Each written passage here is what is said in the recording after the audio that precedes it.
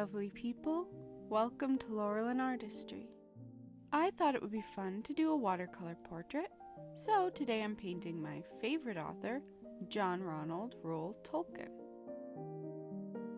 I'm working from a reference photo for this portrait, so I start by trying to get the basic shapes and proportions all laid out and properly sized on the paper. We have Tolkien sitting against a tree with his hand up to his face, blocking the sun. I almost always start out with drawing the head first. All the proportions are of course important, but the face is really important to get right because that's what makes a person look like, well, themselves. He's of course got a pipe. I could paint Tolkien without a pipe, but I think props such as that add interest to a portrait. And I chose to draw a picture of him sitting outside against a tree because I like what it communicates about Tolkien's personality. I finish up my sketch and then I start on my painting. Watercolor is a tricky medium because more than many other painting mediums, once you lay a color down, it's hard to undo it. So you have to be very intentional about everything you're doing. Even when you're letting the colors bleed into each other and across the paper, you have to have intentionality to everything you do. So you want to think extra carefully about what you want to do before you put your paint to your paper. It's lots of fun to paint the layers and slowly see everything come together. At first it can look like a mess, but at the end every single tiny stroke is working together to form a whole. And isn't that the joy of art? It's not just that the image is pleasing to look at, but the thought that went into every scratch of the pencil, every line and dot of paint. It's all there for a reason. Even with a mistake or something accidental, it tells a story. It's all part of what makes art so beautiful and so human.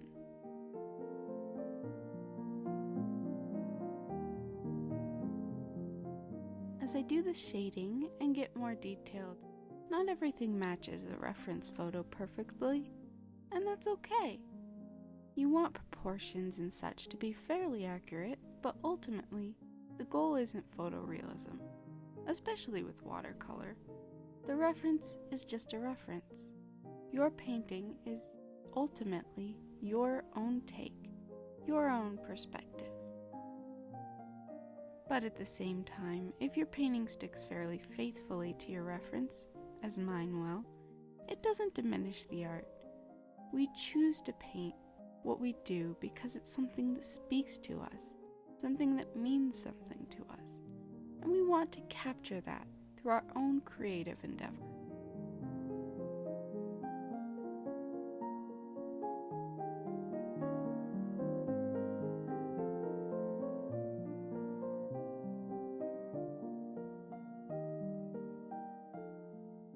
I quite enjoy working with my little detail brush. The painting looks fairly decent already, but adding those small, darker lines cleans everything up and really makes it pop.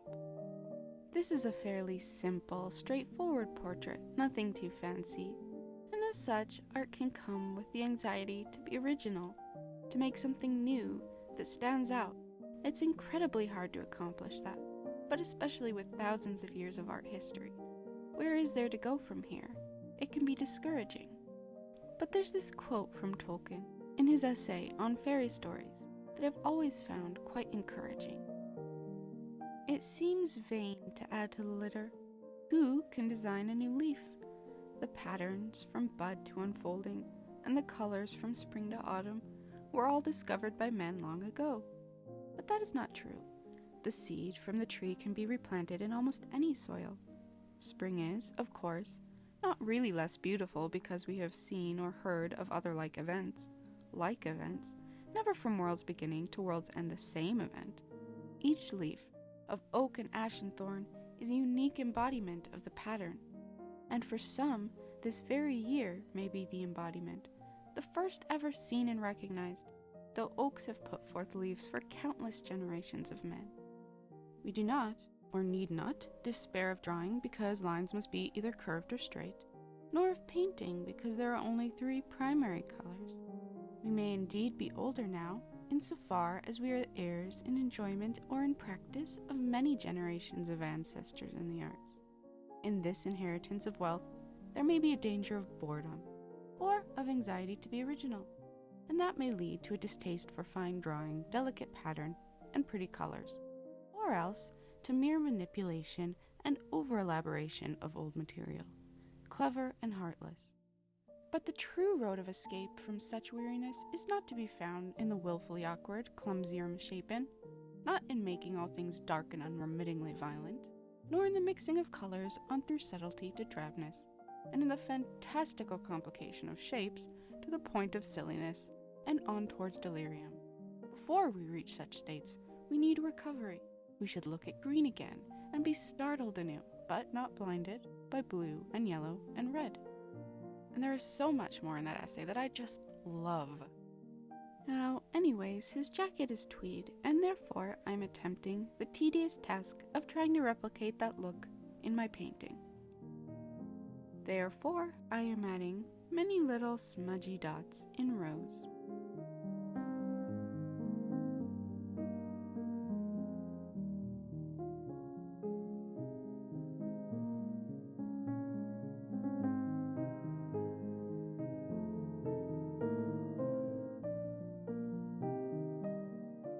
And then I darken some places with my detail brush.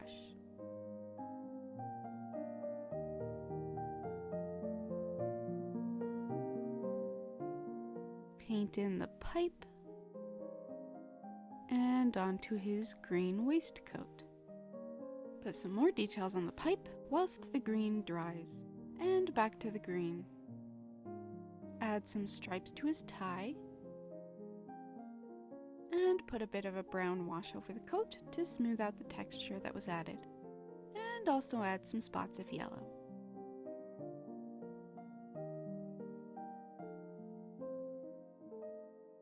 Time to work on the background. We'll start with the tree that he's leaning against. It takes a bit before it starts looking like a tree. I add a lot of colors because, well, nothing is really one color. The tree has reds and purples and yellows and greens and blues and oranges. You can't just make it brown. Also, sorry for the weird lighting. I forgot to turn off the light behind me at this point, so that cast an annoying shadow on the paper. Next, I paint the leaves that are behind him and one that's kind of resting on his shoulder.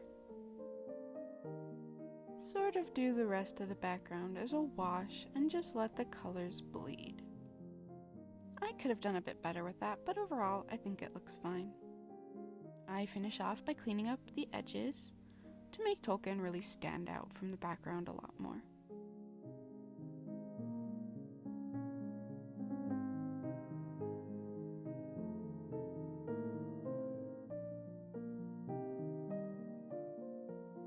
And also clean up some of the edges around the leaves.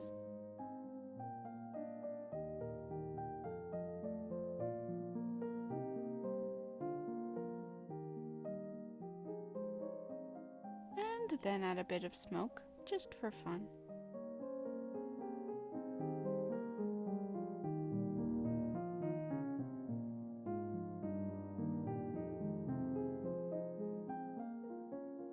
And there we go.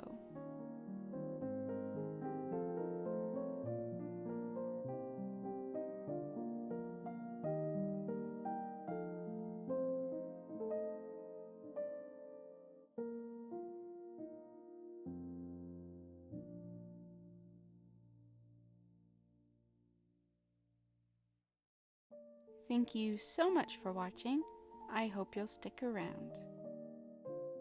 Until then, remember, shortcuts make for long delays. Ciao!